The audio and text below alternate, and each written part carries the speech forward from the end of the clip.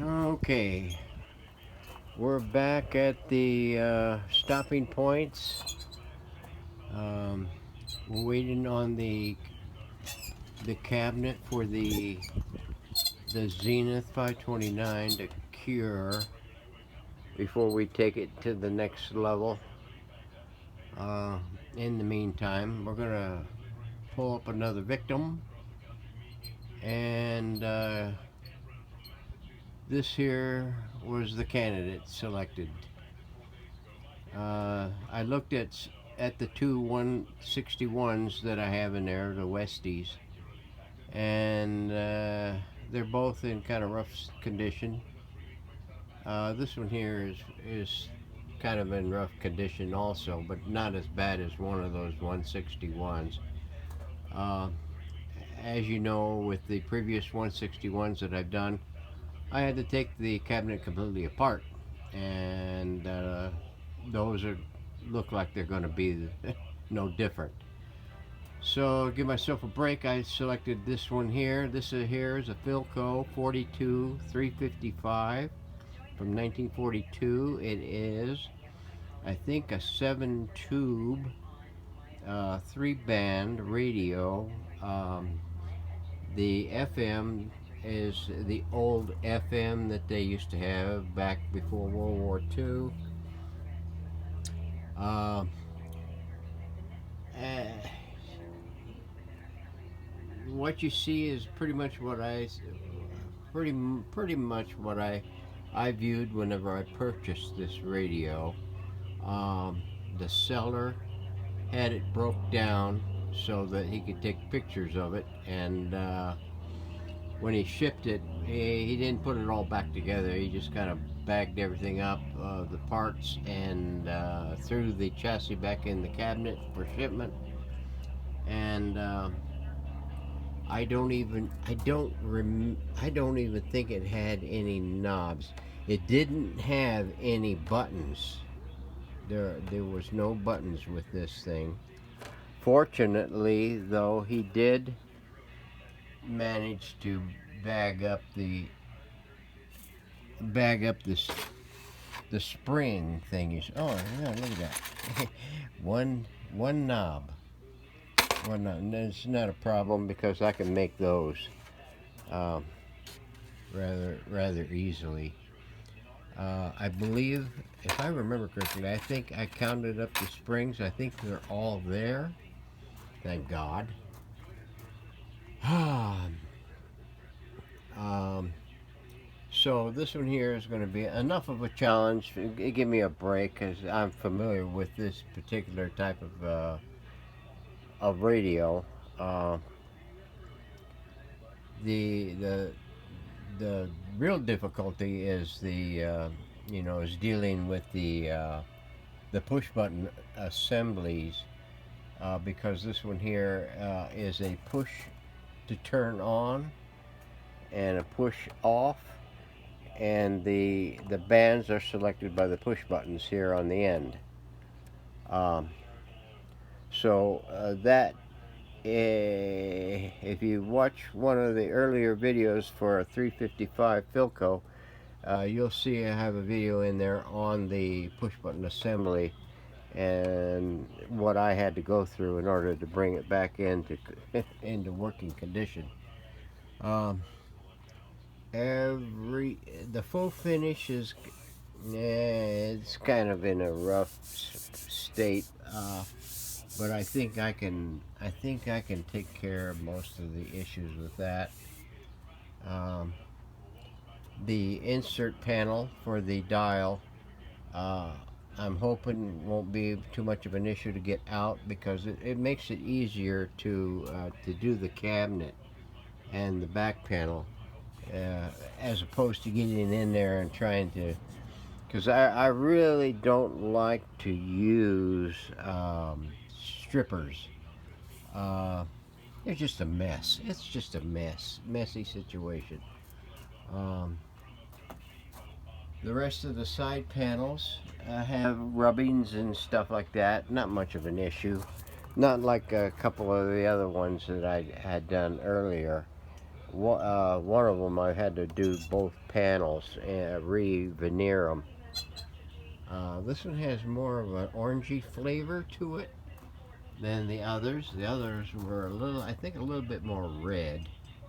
Um, the feet area, clawfoots, are pretty good. I have a dial panel for it already, and I already remade the buttons. I made a complete line of buttons for just for this radio, and they've been sitting in on the shelf for probably about 4 months now, I guess, because I figured, well, I'll get to some of the other radios, because I think this one here might be the fourth or fifth one maybe that I've done uh, of this model. Looking at the back, somebody's already dinking with the cord, and in the down home way. Uh, the I believe the speaker is in good condition. It is an electromagnetic speaker, field coil. It has a cabinet sticker still intact in it.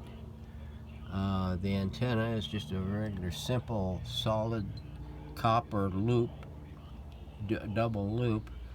The typical Philco FM antenna around the back side of the cabinet, and it's back in there somewheres. We'll pull out the chassis and take a better look at what we have to deal with, so stand by. Okay, got the chassis out of the cabinet. Looking closer and better shot at the speaker. It looks to be in good condition. The cone, the cabinet sticker is still intact and looking pretty good. The bottom, it's still there. Here is the connection for the FM antenna.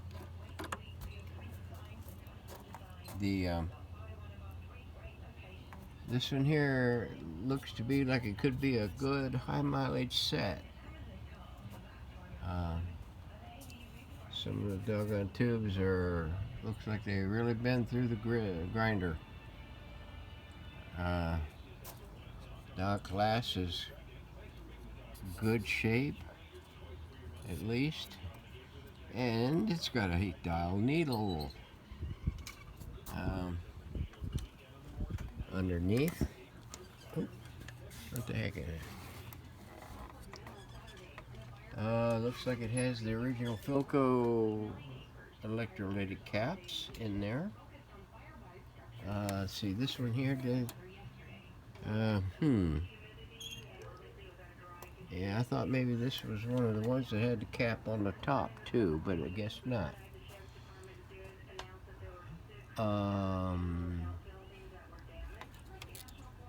All of this wiring is not rubber.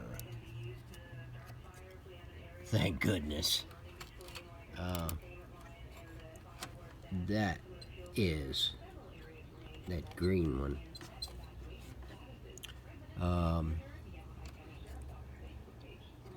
Yeah, some of these can be real daunting tasks. Try to get in and deal with those hidden caps down in there.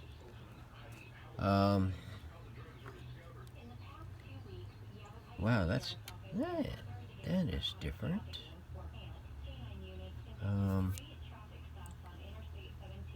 Didn't know that they did it that way. Once in a while. Block capacitors. That's your filter capacitors for your AC line.